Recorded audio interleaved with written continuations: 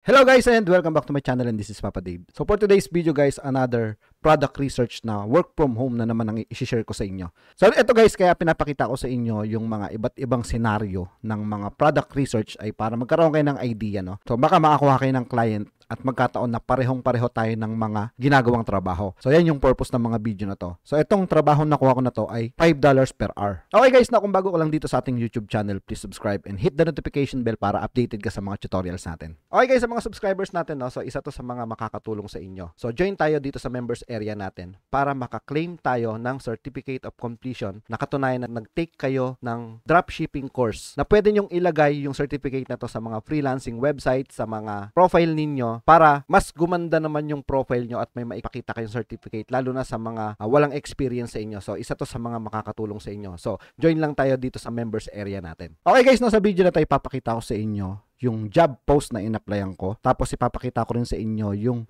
ipinasa ko sa kanilang proposal letter or application letter bago ko nakuha yung trabaho na to. Okay, so proof of payment muna tayo. So dito guys, no, kung mapapansin nyo, meron akong $200 sa PayPal. So ibig sabihin, yung offer ni client na $5 per hour, dahil nga nakita ko yung trabahong gagawin ko at alam ko sa sarili ko na kaya ko siyang gawin ng mabilis, parang malulugi ako kung mag-per hour ako.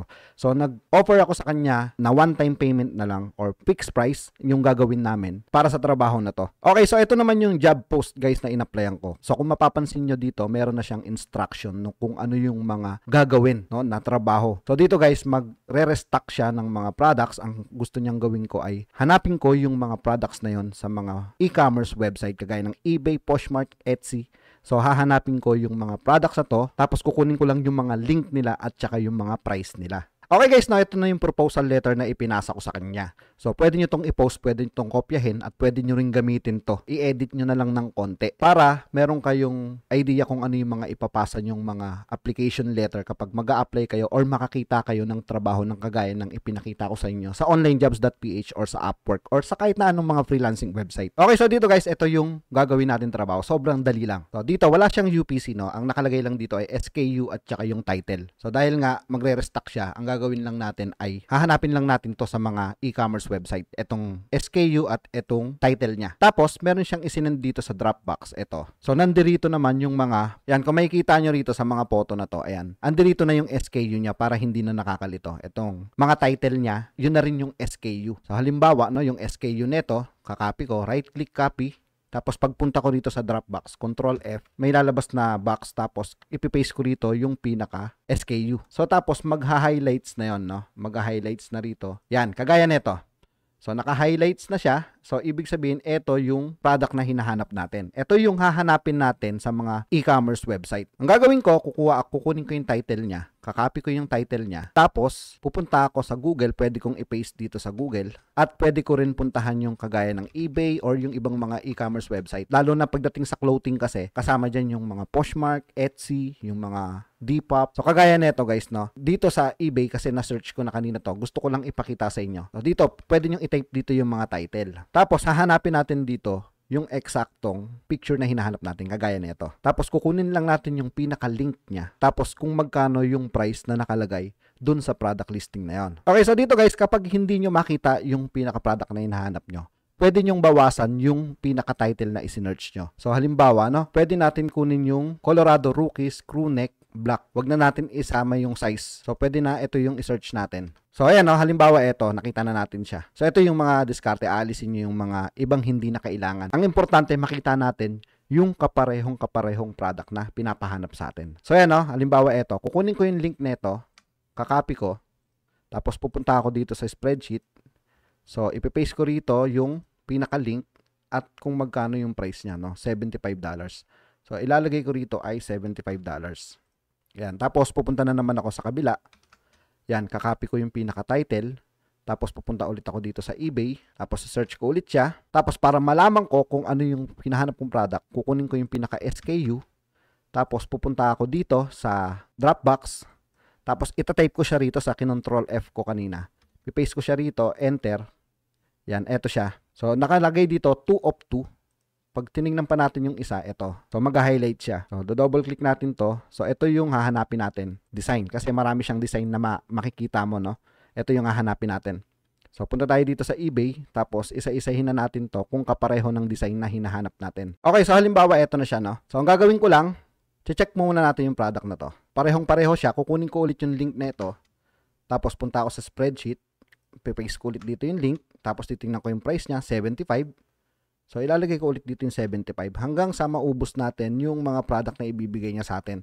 So, dito siya magsisend ng file sa inyo sa Google Sheet, tapos ipapakita niya sa inyo yung picture naman sa Dropbox. So, iba-iba siya, no? Iba-iba. Minsan, ilalagay niya yung mga picture sa Google Drive. So, minsan naman, hindi kayo gagamit ng Google Sheet.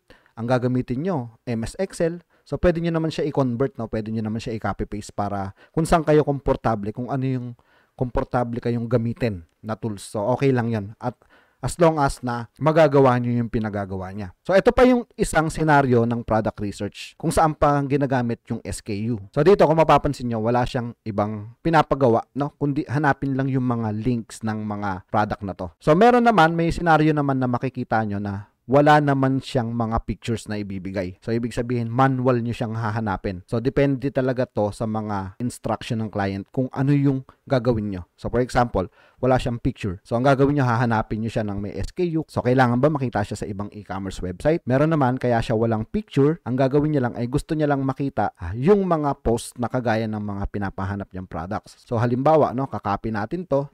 Tapos pupunta tayo sa Google, dito lang natin siya isi-search. So kagaya nito, no, wala siya sa e-commerce website. So pag kinlik mo to, mapupunta tayo sa website, meron akong nakuhang client na kagaya nito, no.